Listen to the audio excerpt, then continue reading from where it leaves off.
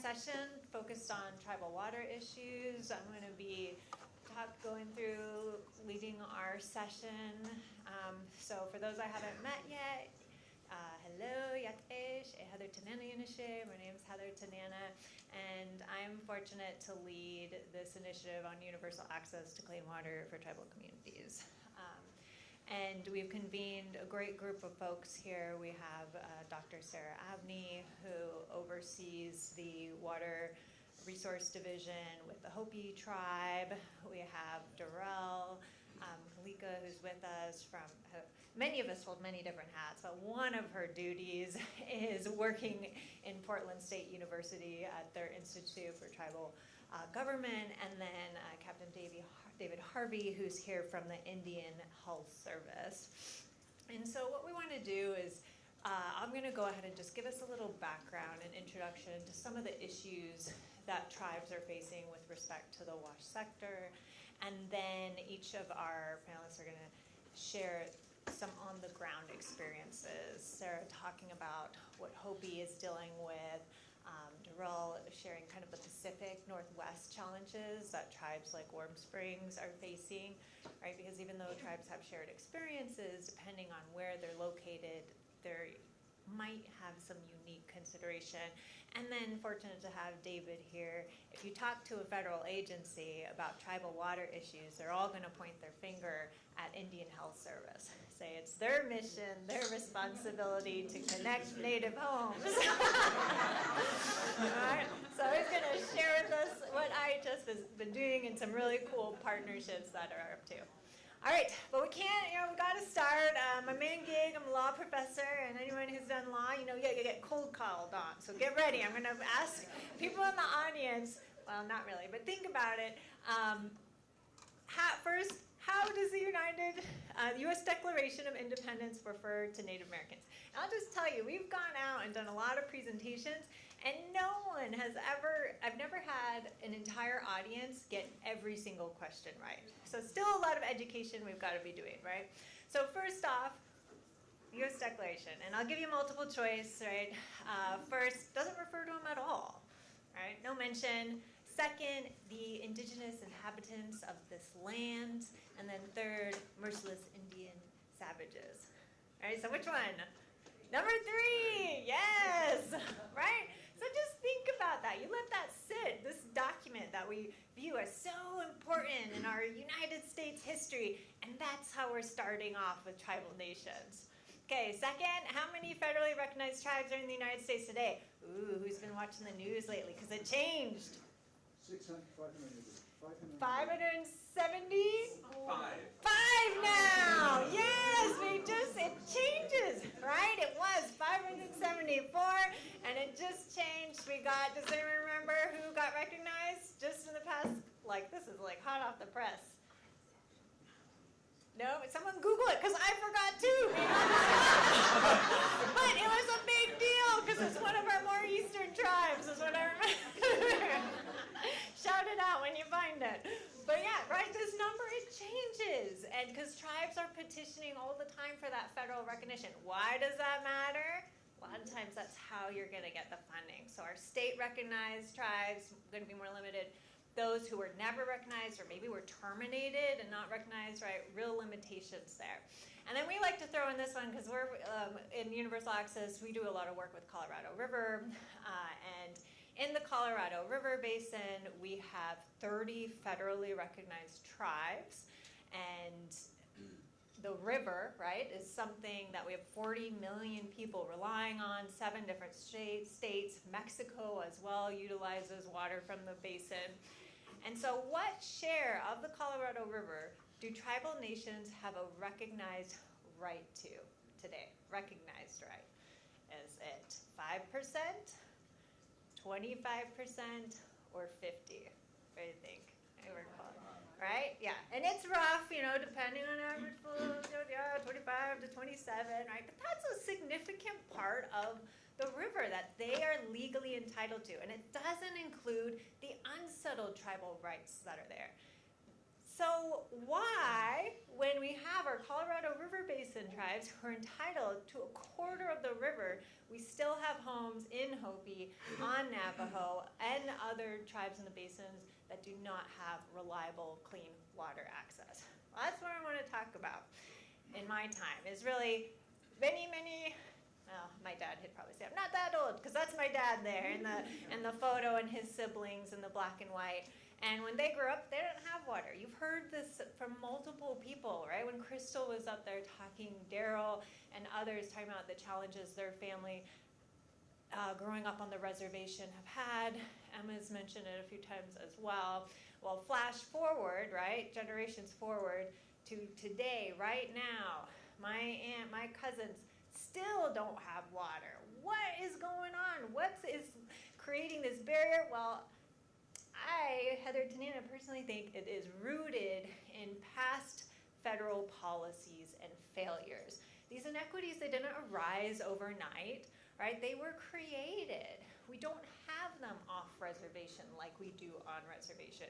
There was, Olga talked about this, there was investment, even in rural communities, to bring in water infrastructure projects.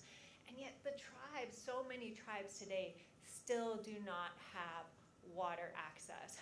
And so if you were to take a federal Indian Law 101 class, they almost always begin by going through these different eras with the doctrine of discovery, right? And maybe you heard about how the Pope rescinded the doctrine of discovery, right? We can't discover people, they existed before, and that's great. Well, in the US, it is still very much the basis of our laws, that European and colonizers came over and they were able to take that land. They were able to move tribes and indigenous people westward. And they did it again when they found out that land was valuable. And so all of these different eras, we had action by many people, right? Yes, by state, local individuals as well, but most importantly by that federal government. And it's created real long-lasting harms. I think if you're engaging out with tribal communities, and it doesn't matter what you're doing, maybe you're working on child welfare, right? It was following Brackeen, right? Native kids were removed at significantly greater rates than other children from their families. Following after the boarding school era, right? When they were already taken away. All of these things are compounding on one another that have created long harms. Doesn't matter that it was my dad or Emma's dad that went to boarding school, right? Our current living, our kids who are being born today, they're still dealing with that. And you can't ignore that. You can't just walk in and say, well, okay, Navajo homes, 30 to 40% don't have water. Well, let's look at how we got there and what that community is actually dealing with if we want to try and solve these challenges. So I just like to, the whole hour and a half could be spent talking about this, but I really wanted to flag it because I haven't heard the opportunity for us to dive too much into it. And so when you leave, learn more, right? What happened during the termination era, whatever tribe you're dealing with, get the history of what they went through over that different timeline. All right, so following those policies and actions against tribal communities, our amazing report, Dig Deep, U.S. Water Alliance put out on closing the water gap, and we know Latino Black households twice as likely to lack that indoor plumbing, jump to Native Americans. That is a difference 19 times again. So something else is happening. That policies and history is creating more inequities on tribal lands, right? Does anyone remember from the report for Navajo Nation specifically? They've calculated that. Yes, 67! Oh my gosh, right? This is unreal. So that's where the work that I do with universal access rose from the pandemic. And we realized people don't understand that history. And even though the pandemic and more media attention has highlighted lack of water access, we still have to educate people about it. They really don't know. I mean, Dean, right, imagine going around with those 2 water jugs. They really still don't get it. Oh, Navajo homes and other tribal homes don't have water. But there's still a gap in the education and the understanding around that. We've also heard, though, and what we saw in our work is this is a bipartisan issue. People want all Americans to have water. And so you can actually get a lot of support to solve the problem. And what we've engaged in is researching at, well, what does lack of water really mean? We'll hear from our presenters in their community how this is arising. There are some tribes where they have water coming into all of their homes. They don't have water haulers. It's not a problem for them. But their young people want to come home, and there's nowhere for them to live. And there's nowhere for them to live because there's no housing and no infrastructure there to support that growing community. Some people, right, the water's coming in and they're not drinking it because it's not safe to drink, or they think it's not safe. They can't say for sure, but there's that mistrust that's been developed over time, right? And then that looming operation and maintenance, right? I've heard federal agencies say before, well, why should we come in and put in this big project? The tribe can't maintain it. It's just gonna fall into disrepair and need to be replaced again in a few years, right? So we need to come up with solutions that can continue on for future generations, and that O&M is a big element. So again, I'm not gonna go too much into this because I think our speakers will, right, talk about the examples of communities not having delivery into their home, access in their homes, and so they're having to go and haul it. You know, great map put together by the Navajo Nation Water Project team, kind of depicting where on Navajo we have haulers. This is a wonderful photo that our good friend Betta Becker shared when an increased water access point was created. This is for the Yamado chapter house, but the water was coming out like this, and they're like, we don't want to drink this, it's stinky, it's smelly. Went to EPA, and they're like, it's got some iron in it, but it's safe to consume, so too bad, right? Happy to say the community did not have to drink that water. Who came in? Of all people, reclamation, and had some filters they were able to provide for that community. Didn't have to do that though, right? And so what we're having so far is this reliance on the goodness of people's hearts and their kindness to do it, and we want to change that. I want to hit on, just because I am attorney, we push very strongly the federal treaty and trust responsibility that the federal government has to tribes, that when they created reservations, those were as permanent homelands. That wasn't a freebie, that tribes gave up significant areas of their land and things in exchange. That was a contract, and that the government has to hold up their end of the deal. And if you didn't follow this case, you should have, because in Arizona versus Navajo Nation, the Supreme Court last summer, looking at treaty and trust responsibility for the tribe, determined that the United States does not have to take action to help Navajo understand its water needs. Again, happy to go more in like Q&A and discussion on that. It was disappointing because it could have been a tool. It could have been a hook to move the water, close that water gap, help bring greater infrastructure into tribes that are in need. But no surprise, they've got to continue on their own. So what do we push? Full funding, whole of government coordination. We'll hear from Captain Harvey about the coordinated efforts IHS is doing with other agencies. A lot of different programs. So notwithstanding this enforceable obligation of the U.S. to do something, they nonetheless have established many federal programs that can be used for tribal water infrastructure. Again, IHS, always the one that's being pointed first, but reclamation has been pulled in, most recently under IRA with these disadvantaged community water, domestic water supply projects. EPA is there on the tribal set-asides, both on the Safe Drinking Water side and Clean Water Act side. And then if we have any USDA people, I love USDA. They're like my small but mighty because they have the greatest flexibility with their dollars. But you'll notice, IRA summary, they didn't get any money.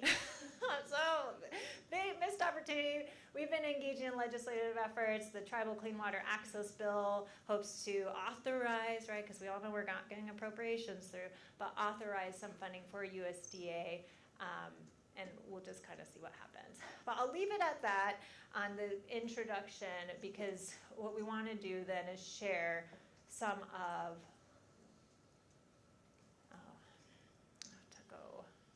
some of the on the ground, what's happening. I don't know how I get to the middle. And Direlle is going to do that with Pacific. We'll just have to play with this. There we go. Yay! Oh, you have a microphone. I have a mic. How do I switch? Do slide events? Here. Thank you. Good afternoon, everyone. How are you all doing?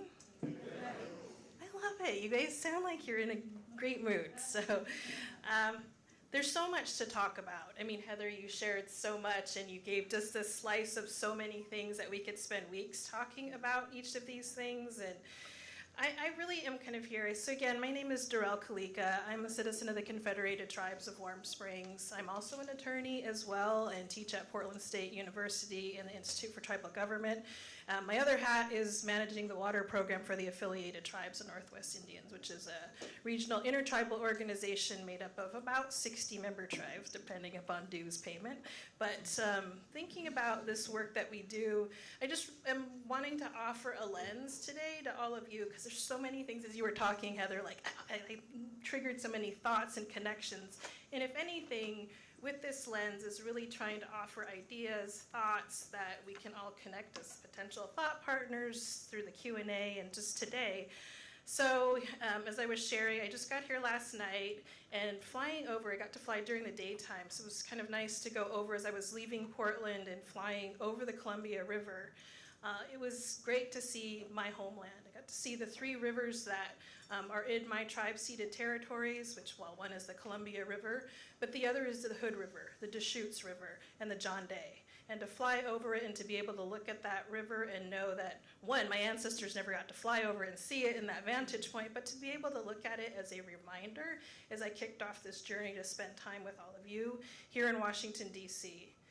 But what that offered me was a worldview and a vantage point to look at water resources. Each one of us are here today because water plays a significant role to all of us, not just that it's over 70% of our body and that water has memory and that the water that we're enjoying today is the water our ancestors enjoyed generations ago, but will continue to, knock on wood, hopefully continue to enjoy generations from now.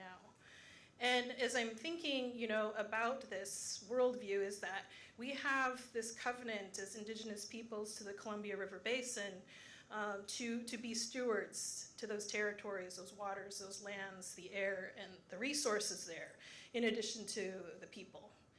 And so I think of that as a responsibility that I have as a present steward of those resources that I've inherited. But when I look at the challenges of those reasons, there's so many. I mean, we're here to talk about, water, access, sanitation, and hygiene, and there are so many touch points when it comes to talking about water issues. For us, just kind of to root it back to that worldview, where I relate it to is how we set our table for our ceremonies. Water is at the very beginning, and we set it kind of up in this lineup like a table. And that's the first food that we think. But oftentimes it's been playing a sort of supporting cast character to all the other foods. The next food is our salmon. And salmon are a hallmark because we're salmon people, but the salmon from creation story to what have you are also an indicator species as well to the overall health of our watersheds. And our creation stories tell us when the salmon are gone, we will be gone.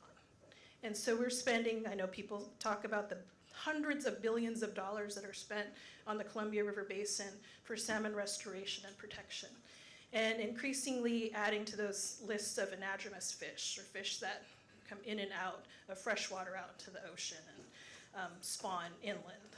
And so those fish play a really important place in our natural ecosystems and cycles. And the health of those salmon are an indicator of the health of these watersheds and systems. And we're seeing an increase of, or actually not an increase, a decline in salmon populations. I see some folks look like they're from Alaska here. Our salmon are starting to not come back up the Columbia. Our fear is that they're going to continue moving north because salmon they know where to go. They know where to go back to their homelands and spawn. So that's a concern because these are climate change impacts. These are changes in ocean conditions. Also change in food systems that our fish are finding in these waterways. I'm using my iPad. This was maybe not a good idea. Yeah, you think so, but yeah, it was like, normally I use this, but I thought I was in DC, I was to try new things. So, but we've had this inherited responsibility. So, okay, maybe I can get you to help me click my slides because this is too many buttons. So I want you to just take a moment and close your eyes, just for a moment, and I'm going to say the word home. I want you to think about, what does home, you don't have your eyes closed. Thinking about what is home, just think of the top 3 to 4 things that make you think of home. I'm not going to ask you to blurt it out, but just think of what those are. Okay, you can open your eyes now. But when I ask you about home, some of the things you may think about are location, places where you have important memories, people, place where you feel safe and your needs are met. And so I talk about that because my sense of home, that got louder, is I live both in Portland and between my community and Warm Springs because my work is in Portland. I'm one of those that has to migrate on and off the reservation for work, which is an increasing number of us are doing that just because there aren't a lot of jobs on the reservation and there's a serious lack of housing. But so, my sense of home is in Central Oregon and Portland. There's 2 sides of this coin that I get to enjoy, and I have a privilege, and I recognize that privilege, is when I'm in Portland, I get to turn my water on and drink water and have water reliability and access. It's not always guaranteed because it's also expensive. When I'm on reservation, wondering, are we under a boil water notice? Will the water come on? We were at a point where we were wondering if it was even going to come on. And then 2, just kind of wondering how long will we have it? And so if we go to the next slide. Because in 2019, we were without water. We were on a boil water notice for 90 days. This is the first time, and a lot of people think, oh, you're in the Pacific Northwest, you guys got lots of water. It's not like the, arid Southwest. No, we're not. And increasingly, because of climate change, we are heavily impacted by drought. The Washington governor, I think it was 2 weeks ago, issued a state of emergency because they're at 67% of snowpack, or what they need for water for this coming year. We're at 80, I think around 86% of where we need to be. And so we're no longer, especially Washington, that hit me really hard because, everybody thinks, oh, it rains all the time there. It doesn't. And so we're also seeing the change in that precipitation. Year-round, it used to come down as snow and provide a lot of snowpack, melt slowly into the lava sponges or water sponges of the Cascades, and take 8 years and we'd have water. And now it's increasingly coming down as rain, and it comes down fast and it comes down quickly. I'll point out a current example. So this last week it's been 40 degrees in Oregon, and we had what I think is probably our last snowfall in the Cascades in Oregon. That's this last weekend. Next weekend, it's going to be 90 degrees. That concerns me because all of that snowpack, or that snow we got last weekend, is going to come flushing through the system, or coming down as runoff. But getting back to 2019, so when we were out of water, I can make sure I get all my points in about that. Damn it. Sorry. Sorry about that. Is when we were under that boil water notice. So it really hit our central community of Warm Springs. There's 3 primary communities in Warm Springs. And the Warm Springs, what we call the agency, is the largest community. We have the Simnasho district, which is up on the north end, and then we have a smaller community called the Siksika district out on the southwest side. But our community, there's probably around 2,000 people, a little over 2,000 people that live there, and we were without water. And this was a really hot summer. This was also a record wildfire season. And so we also have a fire management office. Firefighting actually is a big lucrative option for a lot of our young people to work in fire management. But because this summer there were a lot of fires in Montana and California, that all of our wildland fire crews were out. All we had, not all we had, thankfully, what we had were structure crews, but we also were hit, our community was hit by wildfire. But what this meant is that we didn't have, there was 2 weeks where we didn't have, almost 2.5 weeks where the water was not coming on at all.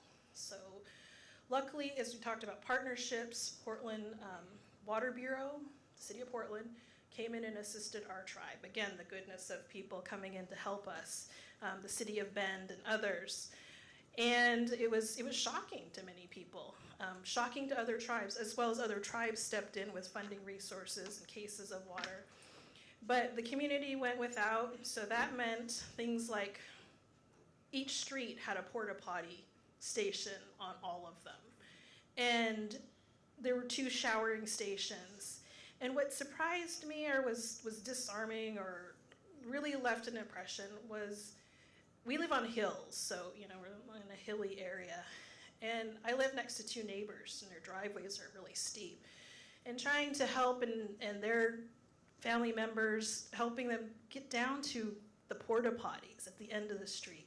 And you start to think about how close we get as a community, because we all, when you're in crisis, you support each other. But being able to do that, and recognizing just the amount of steps it takes to access water. Get familiar with the fact that it takes 5 gallons to flush your toilet, when you have to haul that bucket of water up to do that sort of thing. A lot of our tribal people resorted to one of the blessings that we have with our strong natural resource program is we have 3 piped springs on the reservation. And so that's what people were resorting to. We're going to fill those up, but not everybody, because not everybody has a car. And some of these springs are located up in the high country, which is like a 45-minute drive out into the woods and on logging roads to access at least 2 of them. One of them is about 15 miles from the main community. And so you have to have a car to truck those things in and out and do water hauling. That was the first time we had to start doing water hauling. And so, simultaneously, we were hit by wildfire in the forest. It was naturally occurring. It was a lightning storm that caused the wildfires. But one of the springs that our community was relying on, one of 3, was destroyed because of that wildfire. So we're relying upon that because it was all PVC piped. The one that did survive was metal piped. So again, even when you're in these states of trying to problem solve, it's like something kept getting thrown at us over and over. I think it's just a matter of resilience and being able to work through these things. We did. But again, it's just, you think about the human aspect of all of this and just the elements of how you navigate these features. It was challenging. I think some of the considerations as you were talking, Heather, were also thinking about our aging infrastructure, because you think about as she put that sort of timeline of eras up of federal Indian policy and numerous ones, and you kind of think about that with regard to water infrastructure. And I look at even the reservation policy, and the reservations really, when you look at the legislative history, were designed over time to assimilate us. So you look at the life of the reservation as a project. And I think the timeline of our water infrastructure system in Warm Springs sort of matches that federal policy around when the reservation was created, when we were moved to the community of Warm Springs, the central community of Warm Springs in the 1900s. You can still see the old boarding school campus that's there, the old remnants of maybe a handful of BIA buildings that are there, the old IHS hospital that's still there. And you look at all of those things and now assessing the sort of what occurred as sort of this forensic exercises. We're looking at our infrastructure system that was cobbled together with wood, with tar and asbestos and other features. Some of it's just river rock in there. And again, so now we're at this point of like, well, in this crisis of our water system, how do we rebuild it? It's got a $230+ million price tag to rebuild our facilities and get the piping out to the houses. That is a huge, what is looking at Mark Zuckerberg's new, mega yacht? It's $240 million. Like, let's cash that in, Mark, and help buy us a water system. So, I'm just thinking of all of these things in terms of history, location, and so forth. So, go ahead. We'll move ourselves into more like forward-looking, because I have a lot of hope. I don't want to be a Debbie Downer optimist, but I think I do have hope because we've been so resilient. There are days where I, kind of moan about, hyperinflation and $6 bag of chips that I don't even need. And I think about what, as an Indigenous woman, what my grandmother, was contemplating.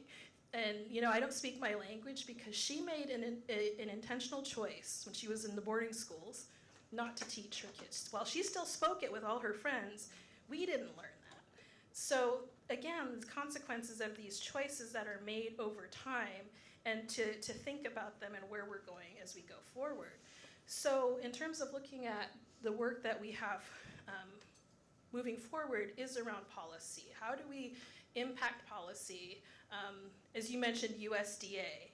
Sometimes I think that there is a bit of that disconnect as things, because I used to work as a legislative staffer in the United States Senate, that we're throwing together legislation. And a lot of times back in my day, we were cutting and pasting a lot of things and going so quickly to try to get stuff done that sometimes you do leave things off. Things get dropped off. Things end up on the draft floor of stuff. And so you get sometimes these incongruent features, and leaving out USDA was like a huge missed opportunity. But there's others, because in the Pacific Northwest, we also try to leverage the idea resources of even our partners at the Army Corps of Engineers, among others. So, and looking at these sort of policy changes, how do we find the right partners, find the thought partners to work in this space? As we manage things. So there are these, again, so as I start to round out my comments here, is the engagement that we're working on with tribes. Again, when you look at a tribal organization, some can range from having a staff of 20, at least in the Pacific Northwest, to hundreds of employees. And some of these staff members also sit on council, and they're covering everything from Indian Health Services, Indian Child Welfare, dealing with taxation issues, gaming commissions, to thinking about water.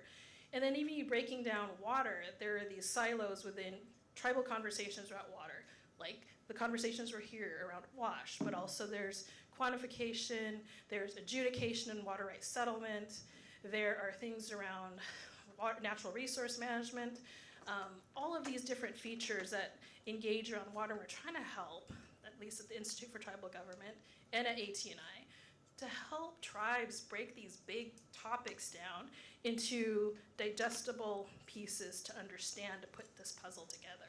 Because navigating the federal agencies and their overlapping, interlocking authorities, but also our state partners too. So that includes a lot of state departments of environment or environmental quality. And then also kind of in wrapping these pieces up, is also considering our connections and partnerships with our neighboring communities, with partners like some of you here in this room, with other tribal communities, Alaskan Native villages, and even folks, as we're on the Pacific Rim.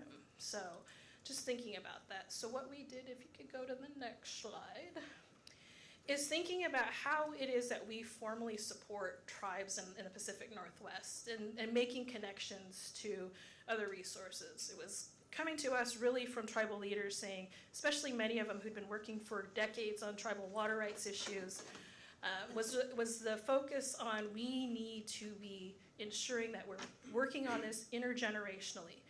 And some of these tribal leaders who offered this input about the creation of what we call the Changing Currents water program in the Northwest, they're no longer with us. And so I get to see the sort of succession planning that we're starting to do, where I'm starting to feel in that I'm, a junior elder is what I'm calling myself. Not young elder, but you're young elder.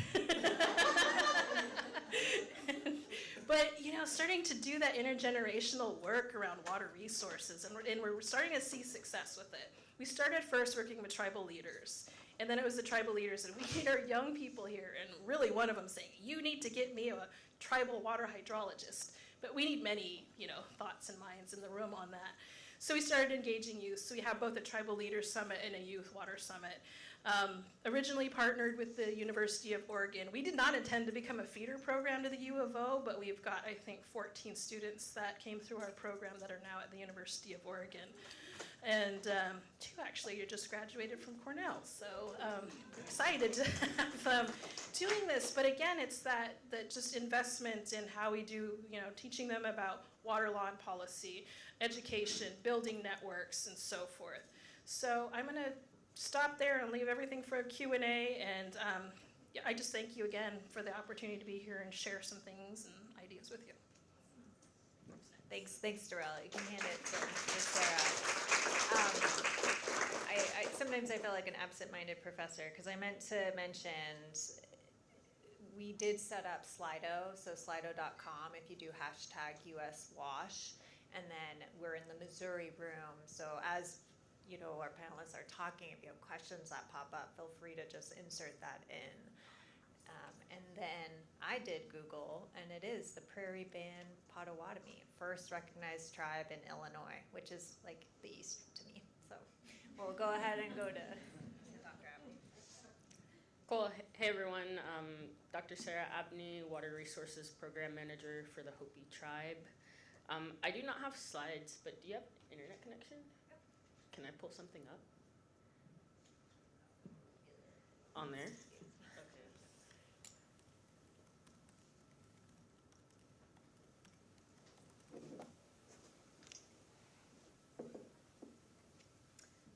So I'm wondering if we could play this video. You guys want to watch a little clip, a movie? Yeah. Okay, cool. Well, a little introduction. I don't have slides, so like water, we're gonna flow, okay? Just a little background. I'm Jamaican born, Georgia raised. How did I find myself in Hopi? Well, I did my PhD at the University of Arizona, and I'm Native, but not Native American, Native Caribbean, but I have ties to Taino and Yoruba tribes. And so, with slave trade and everything, got a whole bunch of mixed up,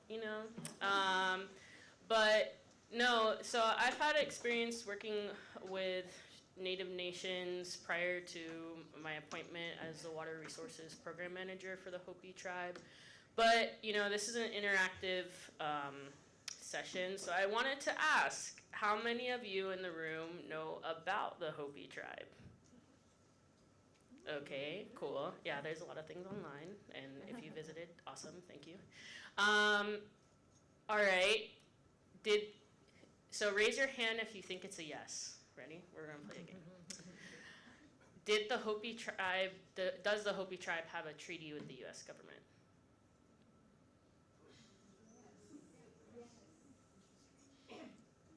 Okay, so I have a few yeses. I see with not cowardly, not to call you a coward, but hesitantly, So it's actually a no. The Hopi tribe does not have a signed treaty with the U.S. government.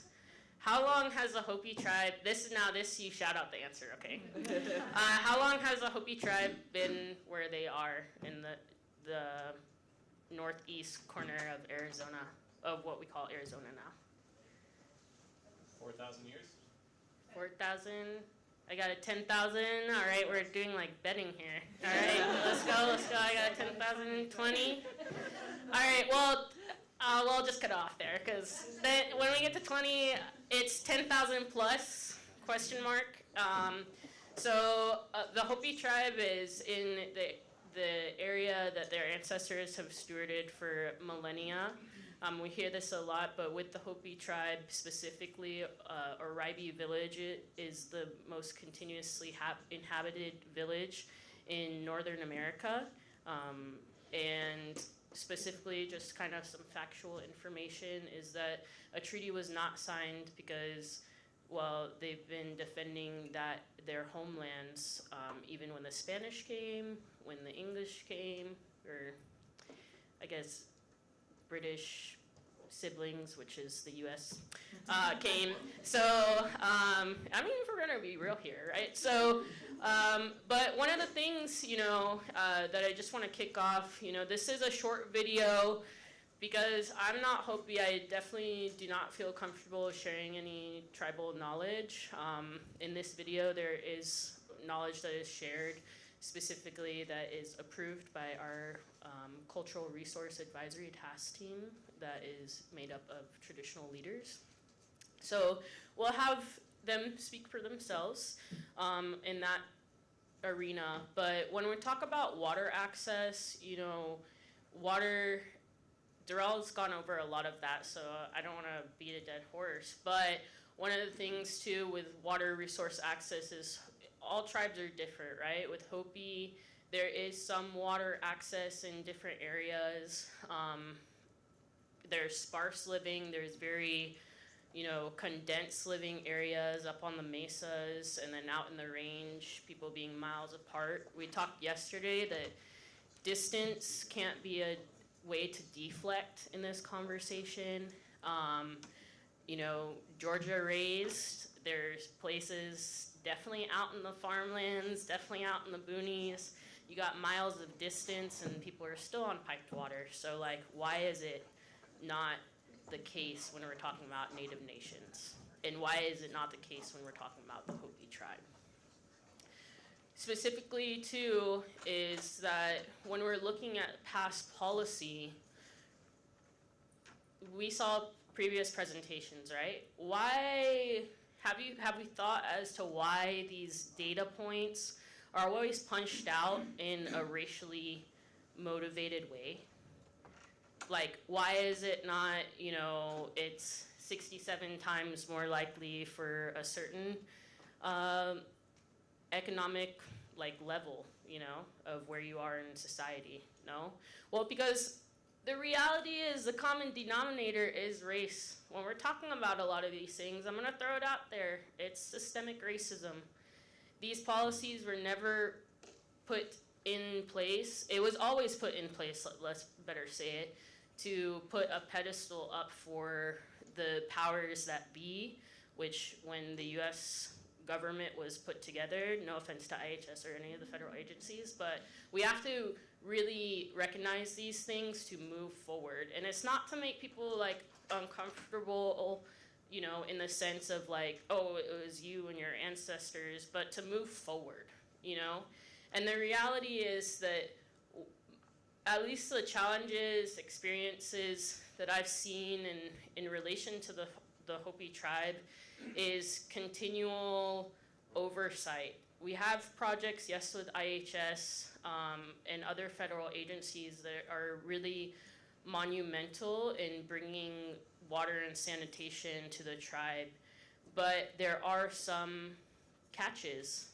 Why is it centralized? Because then after 1 year, operation and maintenance is a huge obstacle. Then the tribal government, and also Hopi tribe is made up of several sovereign villages. So tribal government, we are in a supportive capacity with them.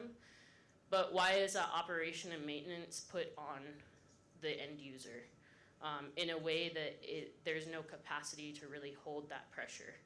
So one of these things that we're really seeing, we've gone, okay, yeah.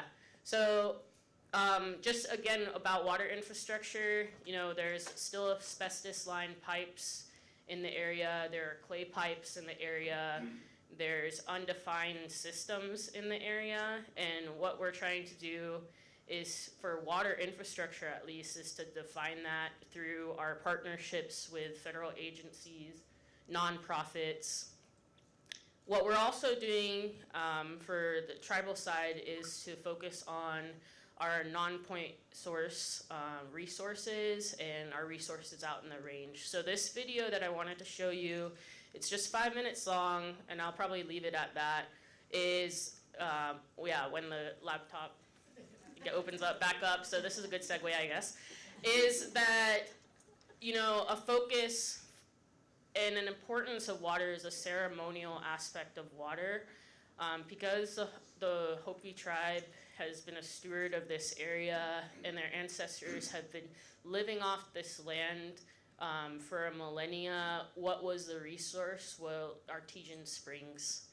They're now more so important in just the ceremonial aspect rather than the survival aspect for as that was the water infrastructure prior to BIA and IHS.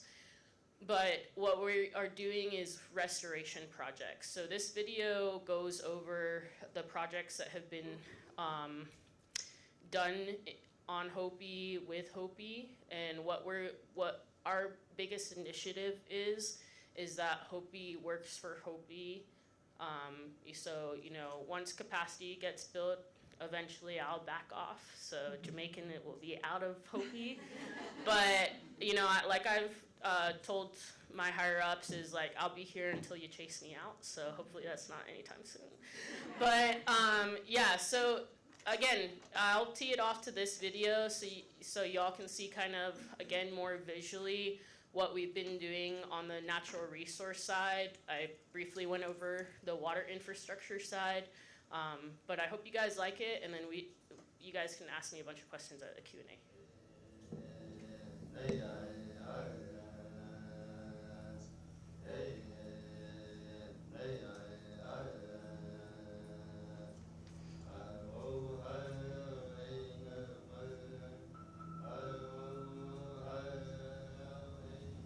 From the beginning, we learned through our migrations, we learned from even our emergence, we were told how to survive.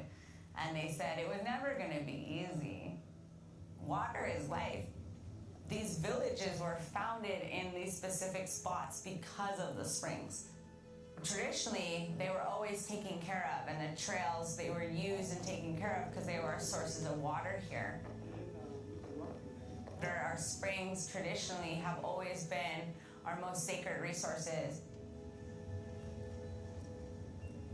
I was born in the village of Wabella. Was brought up here in the village and worked fields with my grandfather. This was our constant migration path for the people, you know, back in the day.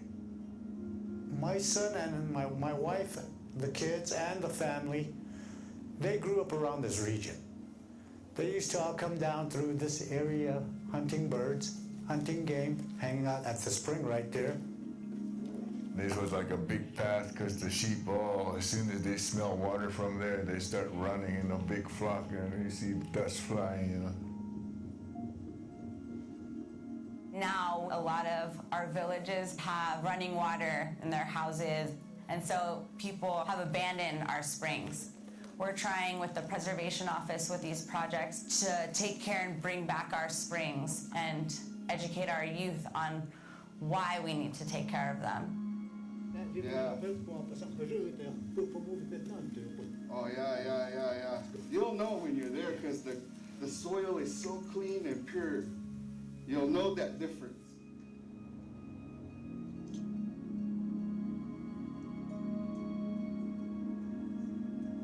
A crew from the Hopi Water Department came out and took out the tree for us.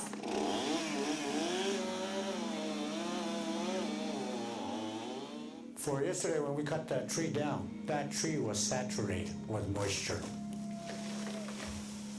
That's where our spring went. It's inside that tree. Like barely a little bit. We can already see that the water levels are rising just a little bit, and it's only been a day.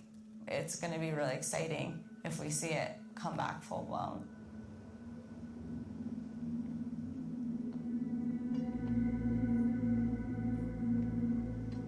So the purpose of us climbing up around there, making these little check dams, is so that when the next flow that comes through, it won't be coming down in such a big gush. In our culture, we do not want to completely block off water. That's a no-no. So we just want to give it a wall retainer to where it'll fill up to it and give it a little spore to where it'll relieve itself.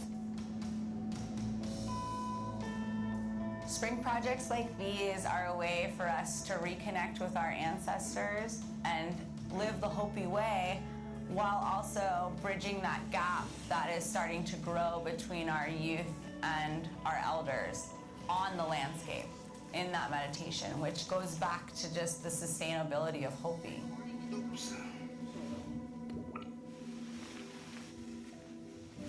I'm glad this spring's gonna be revived and hopefully be used in the future.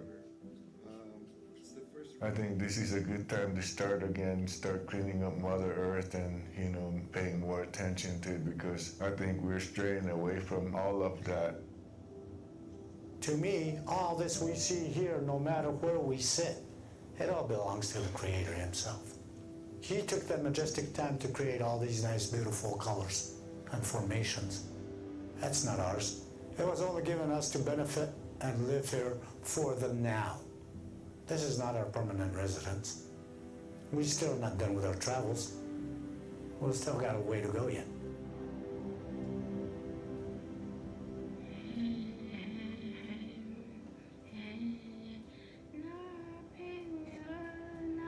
Cool. Well, that's the end of it. Just rolling credits.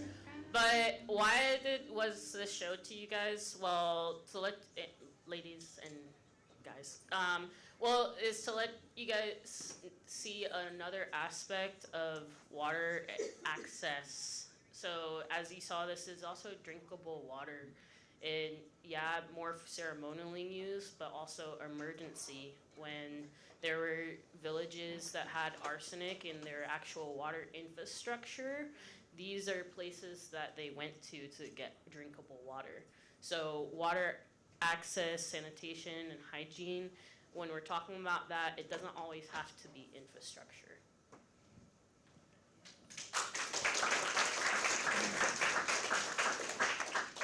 Bringing up the rear end here.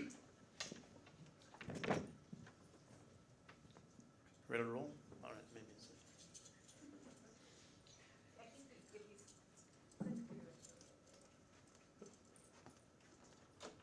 I can see it underneath it. It's buried.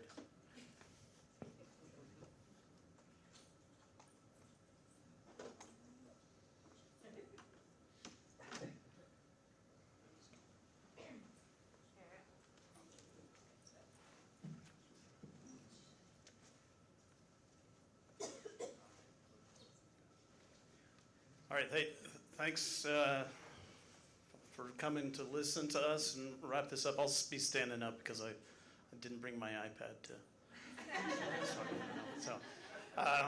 So I'm David Harvey. I'm the Deputy Director of the Division of Sanitation Facilities Construction at the Indian Health Service, and it's a real pleasure to be here. Thank you, Heather, and for inviting me to participate in this panel.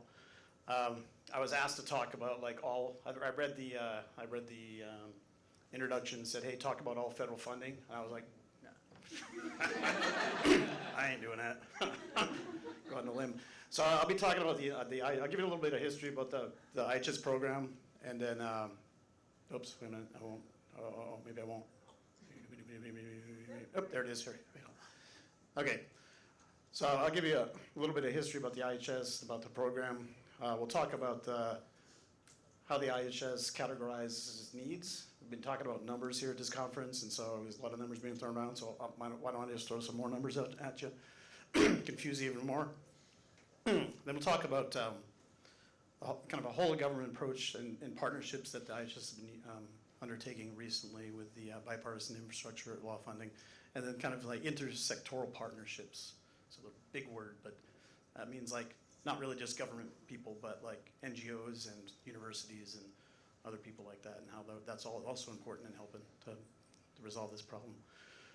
So people have been asking me, it's like, what's Indian Health Service? I mean, I know this crowd probably generally knows who the Indian Health Service is, but it's an operating division akin to the FDA or the CDC within the Department of Health and Human Services, and the mission is to raise the physical, mental, social, spiritual health of Native Americans to the highest level possible. So Emma's not here, but I did suggest maybe get some art in those in infrastructure projects, paint some more tanks, expose yourself on that, make some connections with the community through that infrastructure. That'd be a great thing. Falls into that spiritual thing. Currently can't fund it. If you're taking notes, write that down. mention that to someone upstairs, up there on the hill later. Anyway, the vision healthy communities, quality healthcare systems, and through strong partnerships and culturally responsive practices. So the program that I'm in is the healthy communities piece, and I think we've developed some strong partnerships, and I'll touch upon those here in this presentation. So this is the pyramid that we like to show in the Office of Environmental Health and Engineering, because we're at the base there, like holding up the world for everything. We've been allowed to use this. It's gone through public affairs. They haven't told us it's a bad thing. So, but as you see there, you feel that that's the base of the Office of Environmental Health and Engineering. The engineers there work in the division that I'm in, as well as they also build the healthcare facilities where the healthcare interactions occur. But what is our role? Well, improving environmental health through planning, designing, constructing, and providing technical assistance for O&M of water and wastewater systems. So that's what we do. That's not all we could do under current authorizations, but that's what we currently do. This is kind of a bulleted list of tasks and things that we work on. The first one there is kind of preparing an annual report to Congress that's in the statute. Annually the IHS will report on sanitation deficiency needs in a certain way, and it's kind of stated in the statute how that is, and there's a slide here that shows the deficiency levels that in quotes the statutory language. We provide engineering services, design services, and construction services, fund construction of water, wastewater, and solid waste systems, and collaborate with partners and other federal agencies that support that. So basically, what EPA is trying to do with their water TA piece, to kind of like big pile of money over here, communities with needs over here. These communities don't know how to get access to this big pile of money. Let's like put some helpers in the middle here to kind of help to move that pot of money. Well, the IHS has been doing this since 1959, right? That's kind of been probably not that well earlier, but I think we've learned as we go over. Before it was like, here's your water system, take it and you'll like it. Now it's not quite like that, right? It's more of a collaborative approach, but we've been doing this since I've been involved in the agency. That's what we've been doing. Work with the tribe, utilize the IHS funds, find the partner agency funds, bring them in, and there you have it. So it's not always quick, it's not always efficient, but we're there. And so, when we hear in a lot of discussions here today, is like these communities don't know how to get access to this money. Well, if tribal communities don't know how to get access to money, you can call me, and I'll tell you who to call after that, right? So that's that. But really, in the Indian Health Service, any representative should be, find any representative in Indian Health Service, say, hey, where are the engineers sitting? Or where's your group? That will lead you to a place to begin having a discussion about what issues you see with your water system, and figure out, like, if there's a solution, we're gonna try to help put that together. Now, if your first answer is like someone who's not very helpful, let's go up. Keep going up, and you'll finally you'll be receiving some help. All right, so this is the statutory language. It kind of a little mush there.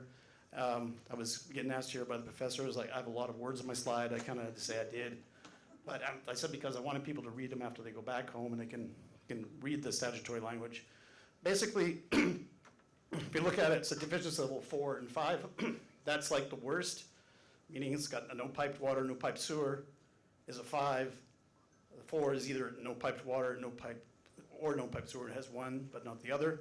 And then you go down, and 3 is like maybe it's got piped water, but it's like not meeting the primary MCL. Then the 2 there is like the tank's leaking, it's chipping, it's got a problem, it's going to fail soon. And then the 1 is a system that is fully compliant, but could need some operation and maintenance support. And so you see off to the side there how we talk about these things. That 4 and 5 is kind of what we're referring to in our report to Congress is tribal homes lacking access to safe drinking water and/or sanitation deficiency services. So basically, that's like they don't have a pipe, they don't have a system. They might have a cistern, but that's still not in the definition of kind of a piped water source. And so we report on this, and this is some of the data from that was annually we kind of snapshot our data. This is the data from the end of the calendar year 2023. It will be in a report to Congress when it eventually gets off someone's desk at HHS to get over there. But what we show here is in the center there's like 5,000, we're like engineers, like 5,198. Right, and then you've got the Center for Indigenous Health, I don't know if Reese here, maybe then they go count and they blow that number out. I don't know what you guys are counting, I'm not sure. But that's the, that's the number of homes that are on unfunded projects, okay? So that means the IHS has identified a house that doesn't have access to piped water and or sewer. It's the DO 4 and 5 is combined. And there's a project that's in SDS yet to be funded, and that's why it's being reported there. So there are still projects that are in the pipeline that are kind of to be constructed that will provide piped water access, water coming out of a pipe, water coming out of a faucet. But, so if you go and ask someone, do you have piped water? Be like, no, it's just too slow. I don't know, taking too long, I'm not sure. But so there's like, when you ask people survey questions, do you have piped water? It may be coming. It may be, there may be some challenges with rights of way, environmental clearances, I would say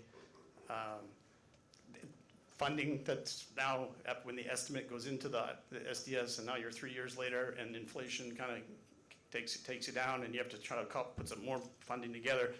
So there's some challenges there. So what I'm trying to get at with that point is that when you survey people, they tell you, they tell you what it is. I don't have access to pipe water, but the totality of the circumstances around some of the numbers that are being described through census are maybe, are probably not a complete telling of the progress that could be there. So if you look at that, it says 1.4% of the total number of homes that the IHS tracks, and that's like, really low. It's not like we're trying to lowball that, right? And this is what we're saying. So this is what we know about, what the Indian Health Service knows about. It's what the tribes have come to tell us that they know about. So if there's tribes, it's a government-to-government relationship with the Indian Health Service. If the tribe comes and tells us that they have more homes that have piped water, we'll go and look for those. But it's hard for the Indian Health Service understaffed to be the census people, to go out to every part of the reservation and to be looking for those. So when you say, well, why are the Indian Health Service numbers so low? It's like, well, why aren't the tribes telling us what to look for? I don't know. I mean, can we help? Can we get a little, piece here? We're not everywhere. In fact, we're challenged to be everywhere because we have vacancy rates in some instances up to 40%. I'll go into how we're trying to solve that here in a second. But so when you say, hey, the Indian Health Service numbers are undercounted, well, the tribes, if they would come to the Indian Health Service and say, I think you're undercounted and we think we should look over here or over here to kind of like help to get your estimates better, we will be open to that for sure. Because we don't want our numbers to undercount. We want our numbers to be reflective of the support that the program can provide under the statutes that we have. And so you'll see there's a link here. If you get the slides, that fact sheet has these numbers in it.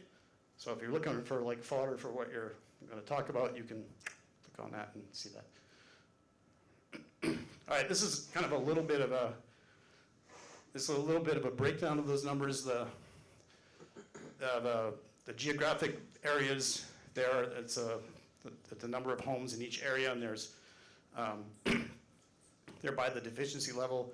Basically, you'll see here that these DL5s, you see some here in Alaska, and you see the 4s here in Navajo. You really can't see these colors that much in the other areas. So basically, what that's telling is that the acute problem of homes without piped water access are in those two areas. And I think fundamentally the reason that they're there are because those are the most geographically challenging areas to serve homes with piped water. One, the environmental conditions of cold and permafrost in Alaska makes it such that you have to have above ground. There was some say like we should go above ground. I'm like, yeah, we got that in Alaska, and then the ground like unfroze, and you got the pipes going like this. So, but anyway, so there's the above ground systems are very expensive to operate, very expensive to construct, very energy intensive to operate, and the like. And then the geographic distances of the low density housing pieces on the Navajo make it extremely challenging to, I mean, not impossible. I've always said, yeah, we can provide piped water. If you can recycle urine on the shuttle and be drinking it, we can give people on the Navajo access to water wherever they live. It's just a matter of being able to ensure that the water that's coming out of that pipe is safe for them to consume in the quantities that they need to consume and to promote health. So you'll see that's where they are. You see then the cost piece. So this is the cost. So these, the level 5s and 4s here, very small percentages of the total number of homes. But the cost of those 4s and 5s are kind of disproportionate over here. And these are in millions of dollars. So this is just to make a point, and then Jackie was saying something about this in the last session, that it is very expensive. And the winner, it was a project of $2.6 million per home that we have estimated for service. And because I've taken quantitative classes at public health, so I'll describe the numbers in a little bit more detail. So we have a mean of $745,000 is mean price, median $626,000 per home is a median, and a so you're seeing these are extremely high cost. The Indian Health Service came up with a technique, a policy technique, to try to maximize the dollars used, which is based on this feasible and infeasible piece. And it was an internal policy call. It's not in statute. It was a way for the agency, under tribal consultation. I mean, it wasn't real clear to me where that came from, but I mean, where that consultation was taken from. But in the historic archives, I think maybe sometime it was. And we came up with an approach for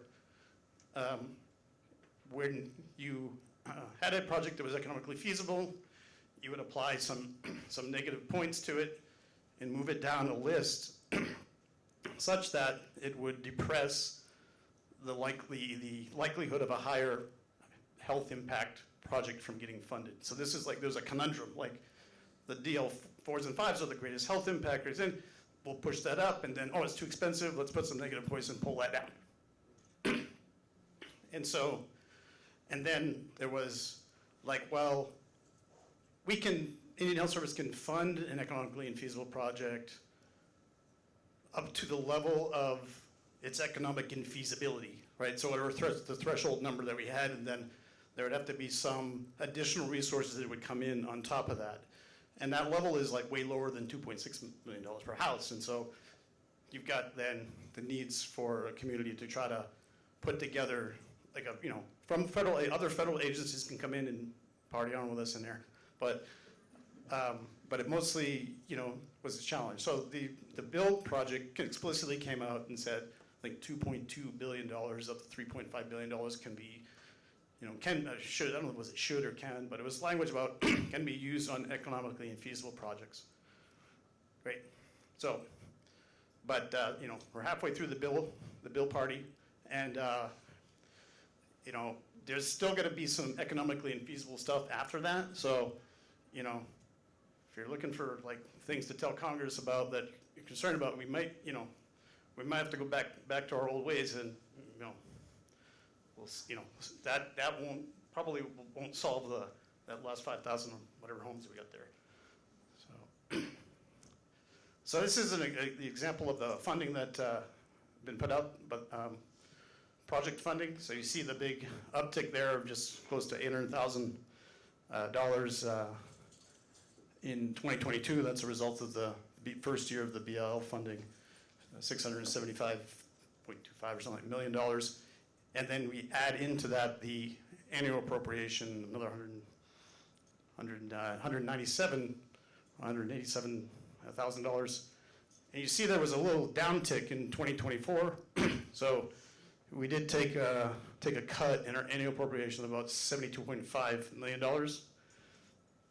So, you know, and it was a surprise. I mean, because we had spend plans already prepared for the full thing going around, and then we're like, crash and burn, and then like, let's put together another spend plan and figure this out. And so, but we did. But again, but these numbers, even though we did take a small cut, did represent a over fourfold increase in project funding, based prior to the 2019 or so. And you see an uptick because there were some IRA monies, and we kind of started going up and then up to the top. So that level of funding, we hope maybe we can get up to the 800,000. Don't get a cut next year, but I don't know. So maybe we'll be down in the 780 piece for the next couple of years. So here's what we've been able to do with that as far as kind of projects funded. So we've funded about, over the last 3 fiscal years, about 633 construction projects. So these are projects that are solely funded by the IHS. We're trying to improve our data analysis to figure out how many projects we fund with EPA. We can do that, but we haven't fully got our data system up to snuff to be able to pull it out as quickly as possible. But 633 projects, and then another 230 projects, which are for planning, design, and construction document creation, to get those projects to a point where if we put construction documents on them, we'll be able to move them quicker into a construction phase. All right, so this is the whole of government approach slide. And so I've kind of broken it down into like project funding and technical assistance, and then kind of some program support actions here. So we've got like EPA, Bureau of Reclamation, Army Corps up in kind of helping us with projects and kind of technical assistance, and then we've got Office of Personnel Management, the DOE, and the Commission Corps, U.S. Public Health Service helping us with our personnel challenges. And so with the EPA, it's basically our the kind of closest partner that the IHS has. We share the tribal sanitation needs data to the EPA that utilizes as part of their allocation formula, kind of as a hybrid in the drinking water program, tribal drinking water program, and in the clean water program, they use it directly. So it's kind of like if you didn't have the Indian Health Service data, the EPA would be like not knowing what to do with their money. I got money. No, they'd figure it out. But EPA shares data about the Safe Drinking Water Act with the Indian Health Service to kind of help to target where projects are needed and help to target whether or not it's a need for projects or maybe a need for technical assistance to help the tribes improve operation and maintenance to kind of avoid those violations. There's upon request from the tribes, we'll enter into interagency agreements to transfer funding between the agencies to kind of perform project actions, or they'll send us money, the EPA will send us money to provide more technical assistance. So they have pots of money that will allow us to do that, and then we can hire staff or get contracts with other technical assistance providers to support some of the training of tribal utilities. So these are, so it's Captain Sam Russell, he's the EPA Drinking Water Program Coordinator. So these are some numbers from FY 2023. Yeah, I guess they're still fine-tuning the other numbers. Maybe they'll have those soon. But there's lots of pots, like 10. I don't know. There's like, or maybe even 10. And there's even other programs that I like scratched off of here that Sam sent me to him, because I was like, these are all funding sources that the EPA and the IHS could collaborate on. That the EPA could send us funding, and we would be within our authorities under the statutes to be able to implement some actions. And so we meet with EPA. I'm in contact with Sam Russell probably even daily, and Matt Richardson in the Safe Drink and the Clean Water Act program as well, about coordination on this. But our programs meet annually. We just met in Seattle in a face-to-face meeting. I think there was over 120 people there. We always like to have it in the EPA's home court there, because they can handle all the logistics in the room. I don't have to. So we have it in Seattle, but But you see there, so we're working on that, and this is the clean water program was a little less kind of directive programs for funding sources, but another 53 million that is there under the Indigenous-led Act, emerging contaminants, technical assistance, and the like. So the other thing we'll focus on is that EPA has I've been trying to figure out what exactly to call it. I really should be figured out. EPA should be clear about it, but so it's water technical assistance. Basically, it's the technical assistance providers that as I was explaining, the IHS already serves is part of, like, so EPA, is working with their nonprofits to kind of like help to guide communities to monies or whatever. And in addition, they can provide services like preliminary engineering reports and the like. So we're gonna short circuit that stuff. And we're gonna like go, if the tribe needs some help, if we need some help to do some planning, design, and construction on one of those projects that we just saw, we can just kind of slide it up here. I slide it over to Sam Russell. He gives it to their contractors, and they produce a product. We oversee it. We show it to the tribes. It look like what we need. We're good. No interagency agreements. That's the approach, which is like, when you think that's like light years. The amount of like the administrative burden and the time and effort to put together an interagency agreement with the Treasury Department, changing its ways on doing G-invoicing with a system, and everyone's like, G-invoicing, what's that? It's gonna make it easier. When? I don't know when it's gonna make it easier. So kind of solutions like that about the ability and being able to gain access to EPA's contractors that they have already in place to perform these actions in tribal communities through a streamlined approach is gonna do great things. This is just recent. This just came, this is a new thing, hasn't been tried yet. We've hired a new staff person in our office. He started on Monday, a former IHS employee. He's going to be the aggregator, and I'm going to call him the enforcer, because he's going to go out to the IHS areas, but look, you're too busy, let's get this over to EPA, let them design it. And we're going to try to get this to try to facilitate a quicker flow of project workload over utilizing this piece here. All right, so the BOR received funding through the Inflation Reduction Act. And they have a technical services support center. Maybe it's services, I'm not sure. Maybe a technical support center in Denver, or close by. And so we signed an interagency agreement with them in just last month. There's a press release there. And what that's gonna do is great as well, is that they're gonna take whatever IRA money, transfer it over to those technical services people, and do the designs for the IHS. So we already got some plans for a project up in Portland. I think there's another one in Billings. It's also just ramping up. But this is like what whole of government looks like. It looks like utilizing skill sets of employees in other federal agencies that can do things, technical things, and making it easy for other agencies to get access to them. So the reclamation piece appears to do that. Yeah, 1 minute, okay. Army Corps, signed an interagency agreement with them as well. We can send some work over to them we have to sign an IA with them, but we figured that out. OPM, they've agreed to allow us to pay up to 50% more. So if you are an engineer, or you know an engineer who wants to come and get paid up 50% more, please see me. But you up to 50% more, the GS levels for engineers.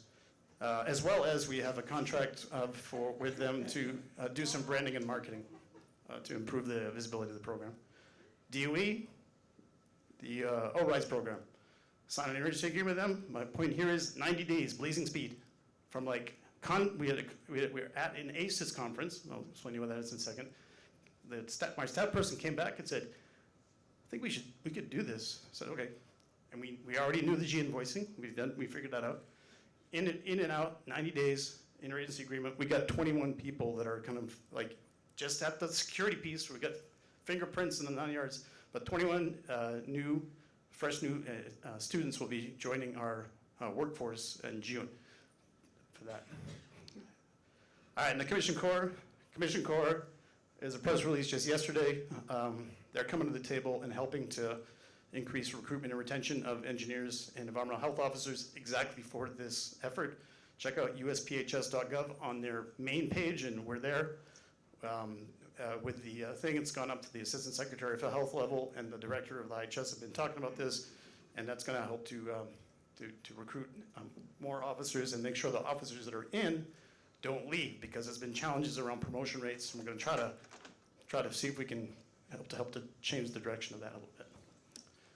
ACES as well. We signed an interagency agreement with ACES, the American Indian Society of Engineering Society. Again, we're going to be going to their conferences, in their regional conferences, their national conferences. So we're not quite there with the agreement, so we don't have our name in lights yet. We're still going lowbrow, kind of paying it on the purchase card up to the limit, so our contracting people don't mess with us. But we're going to go to there next year, and we're going to have a big flash. We'll have some videos, and we'll be there promoting leadership, hopefully building a pipeline of American Indian, Alaska Native staff. Anyways, intersectoral partnerships, WACG, people have been hearing about it, the Water Access Coordination Group, all those people in there. Crystal Deli Cordova, Reese Cuddy. We got great contractor support from the Western Solutions on that. It's just been like, and I did it out of my basement, I don't know, in Rockville, Maryland. I mean, I didn't leave, I don't know what's going on. Anyway, this is some of the outputs. You'll have things, it's the infographic about the potable, about the transitional water points, how many containers have been distributed, how many water tablets, the volume of water that's been supplied. So this is available for you to take a look at. And then this is just the concept on the Navajo about, like, we go from self-hauled to kind of a programmed hauled delivery over maybe larger distances. We can build some more pipes. There may still be a need for some kind of short-haul pipe water systems, but this is a concept kind of being talked about in the WACG, and we're going to bring it out and be working with the tribes to kind of see if there's buy-in on this and see if that's the vision that we want to go, that wants to go for this. So that's it. Sorry, I was a little bit over. But.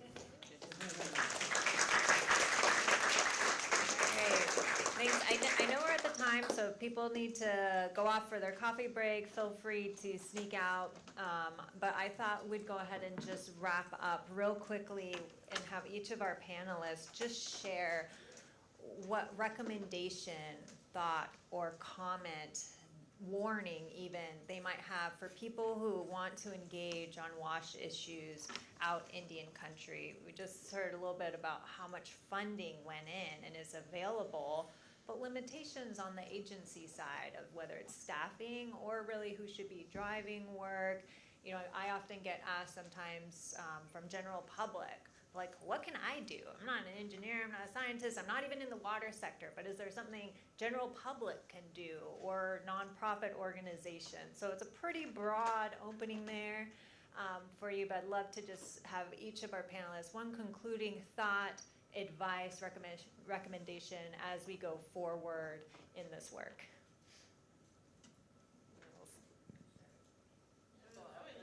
Okay. I'll keep it short and sweet. So collaboration before you come with a full final project, that should not be. It should be very preliminary, if not kind of a blank page, to work with Native nations to collaborate. What is a priority need? And then just to let you know, so for tribal government, it's like tribal government and then federal government agency. It's not tribal government and federal government. So the consultation does not mean consent. Consultation does not mean consent. And also think about capacity building. So you got 3 C's in there, right? Capacity building. And this is not just federal agencies, but think about how the project or the idea or the funding that you're bringing could help provide someone to be employed within the tribal government or tribal agency or even a tribal NGO. I'm not trying to cut out anyone here, but because that's the most important thing, that when this project comes and goes, that there's someone that got added internally to then help pitch this for another project so that there's more capacity and that, at least for tribal government in my sense, that it can become more independent, and that there is a supportive relationship rather than a dependent relationship.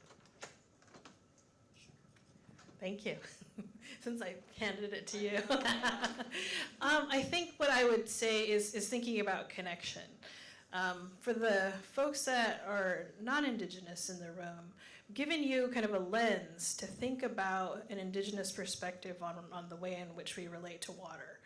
And I think we really need those folks to bring these ideas. You heard this information, you heard us share this, and now there's a bit of responsibility in you carrying that information forward into the work that you all do.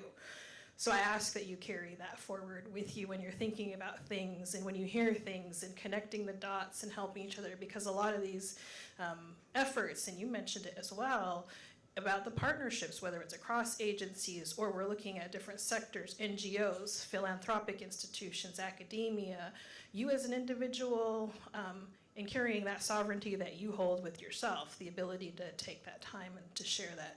For Indigenous people that are in the room is us helping each other and carrying these messages forward into our community, whether it's learning from each other, sharing these stories and perspectives, I think is really important. So again, I think the parting thought would be connecting the dots, and I can't not do this to my fellow panelists before I close. These are little gifts for you all. Well, thank you. Because, you know, we're as Indigenous people, we're a gifting people. So can you pass that to Heather? And this is for you. And this is for you. There's stickers from the Pacific Northwest around water. So I just wanted to conclude with thanking all of you for taking the time to sit here and forego your coffee break and listen to us, but thank you. So I'll say effective data will drive policy actions every day. So having some data that's like soundly collected, kind of understanding kind of the limitations of it and explaining it clearly, and having that to kind of craft your argument is going to be way. So everyone's saying we need O&M. Well, what we need is an O&M national tribal. If we were talking about tribal lands, and in general we can need O&M assessment nationally, but if you're looking at tribal lands, what George said up front is that the $3.5 billion didn't just come up out of something. That the Indian Health Service had a list, and that was a list that the people could point out and say, hey, this is a need. We'll put some money in that bucket. Until we can get to a point of like understanding kind of like what the dimensions of the O&M issues are, the cost are, it's going to be tough for those policymakers to be able to make any calls on that. So having some thoughts, having some a study on that is good. I know my Alaska people will be like, we know that number. We've been calculating that number all the time. That's fine. I've been suggested to George and Hall, maybe you just cut you guys out, just like go with your number. But down in the lower 48, we don't know that number. We don't have a good the systems are not the same as in Alaska that have kind of a little more closer contact with technical assistance. So gathering that up, creating a number, and then that can be the driving force for people to advocate around.